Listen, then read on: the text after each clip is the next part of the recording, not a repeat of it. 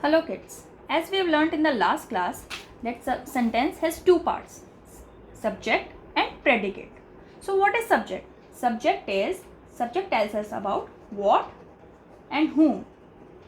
Like in the following sentence, Rahul likes playing football. इसमें subject क्या है? किसके बारे में बात हो रही है? राहुल के बारे में बात हो रही है. So Rahul is a subject.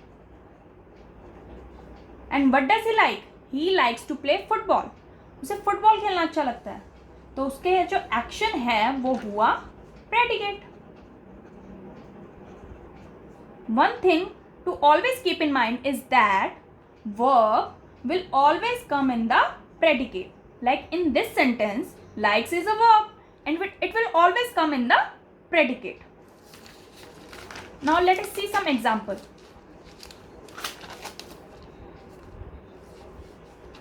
The boy was chasing a cat. In this sentence किसके बारे में बात हो रही है? Boy के बारे में बात हो रही है. तो the boy will be a subject. Was chasing a cat will be predicate because boy का action दिखा रहा है ये. Was chasing a cat is showing boy's action. So was chasing a cat will be predicate. और हमने अभी क्या बात की थी कि verb will always come in the part of predicate. तो was क्या है? verb, तो वो भी predicate के साथ ही आएगा. Now in the second sentence, dog is sleeping. किसके बारे में बात हो रही है? Dog के बारे में बात हो रही है. We are talking about dog. तो so dog is a subject. And what is he doing? He is sleeping. So it will be predicate. And is a verb. And verb will always come in the predicate. Now in the third sentence, the toy car was running on the track. What is running on the track? The toy car.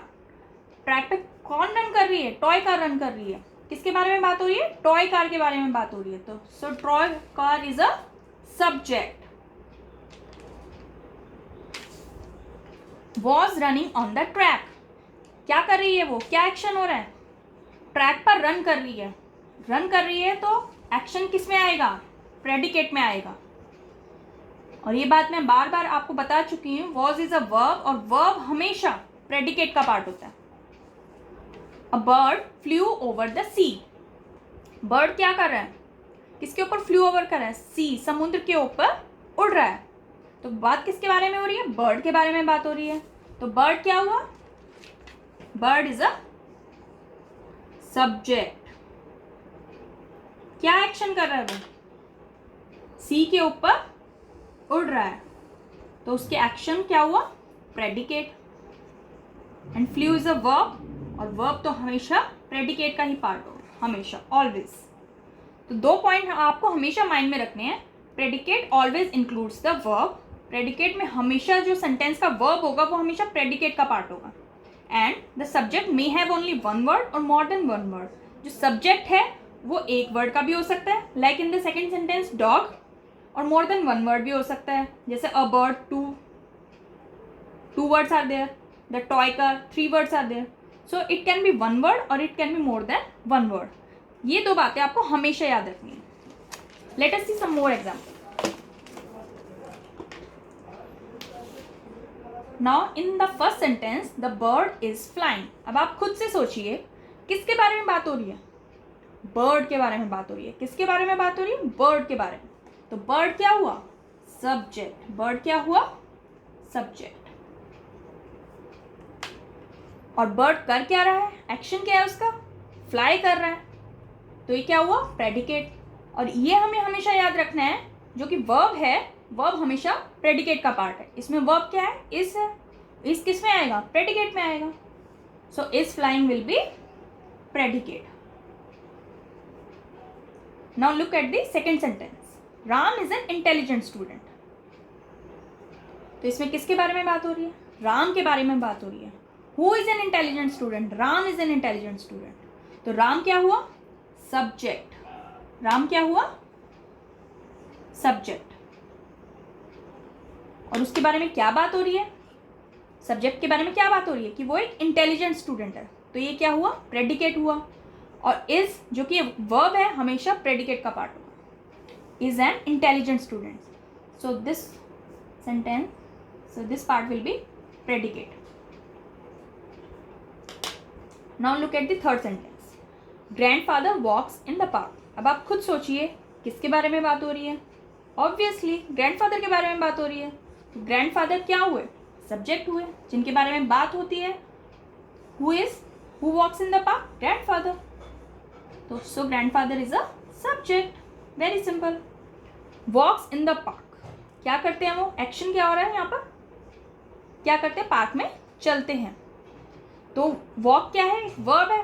आप सबको पता है walk एक verb है. Walk किसका part होगा? Predicate का.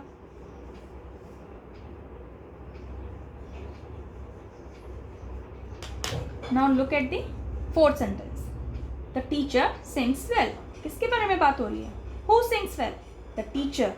So the teacher will be subject. Very simple. Sings well, अच्छा गाते हैं. अच्छा गाते हैं तो उनके बारे में क्या एक्शन करते हैं? वो अच्छा गाते हैं. तो this will be predicate. Sings is a verb and verb will always be a part of predicate. The children are reading books. किसके बारे में बात हो रही है? Who are reading books? The children. So the children will be subject. Are reading books will be predicate. Now look at the sixth sentence. Ritu will come today. Who will come today? Ask who or whom. Who will come today? Ritu. किसके बारे में बात हो रही है? रितु के बारे में बात हो रही है. तो रितु हुई सब्जेक्ट. क्या करेगी वो? क्या एक्शन करने वाली है वो? आज आना. आना भी एक एक्शन होता है. आ जाएगी Ritu. Ritu will come today. Ritu आ जाएगी. तो आना एक एक्शन हुआ. तो ये क्या हुआ? प्रेडिकेट. ये रितु के एक्शन के बारे में बता रहा है.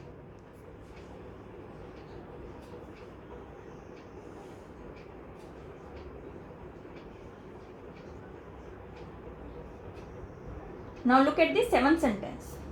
The teacher is in the library. Who is in the library? The teacher. So the teacher will be subject. As is a verb, so it will come in the predicate part.